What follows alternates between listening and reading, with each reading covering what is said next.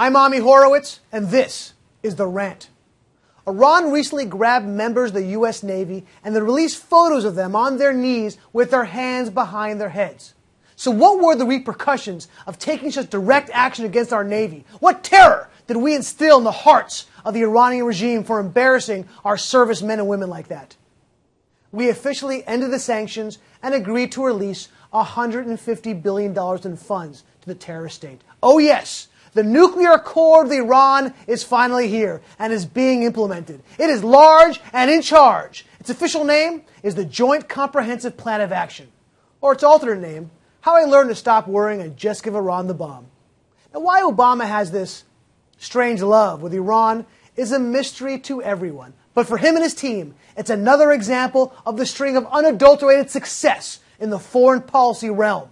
Now, why they named it the tongue-twisty Joint Comprehensive Plan of Action is well anyone's guess. Mine is that a joint is exactly what they were smoking when they signed this accord, because you could only be high on some Himalayan kush to sign a deal with a country whose three main exports are anti-Semitism, terrorism, and pistachios. Although, I do love pistachios. Now, the head U.S. negotiator was John Kerry, though he didn't negotiate as much as capitulate.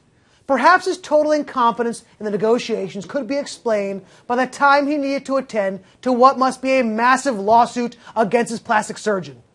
I mean, look at that thing. This thing was so incompetent that he made Neville Chamberlain look like a tactical mastermind, which is funny, because Chamberlain wasn't a good negotiator. He was actually a terrible negotiator.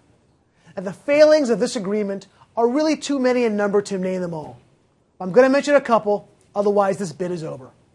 Now, one of the negotiations' main failures is the backing off of anytime, anywhere inspections. The process gives Iran 24 days to allow inspectors in to a suspected site. Now, the president says 24 days isn't enough time for Iran to clean a place out. Is he kidding? Hire the looters from Baltimore. They'll clean those places out in 24 minutes.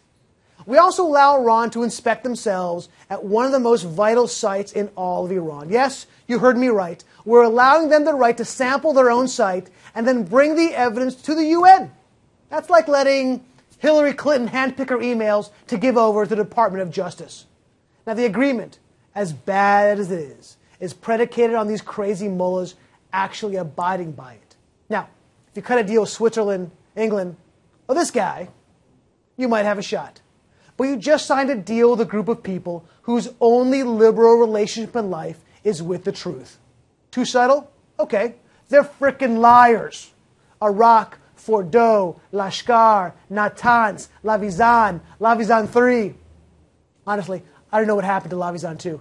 No, they're not names of top-rated Tehran restaurants, but they are once secret nuclear facilities that were eventually exposed to the world. Iran's history of cheating is longer than Bill Cosby's. And don't forget, we're paying them $150 billion to do all of this. That's a lot of pistachios. I'm Ami Horowitz, and that was The Rant.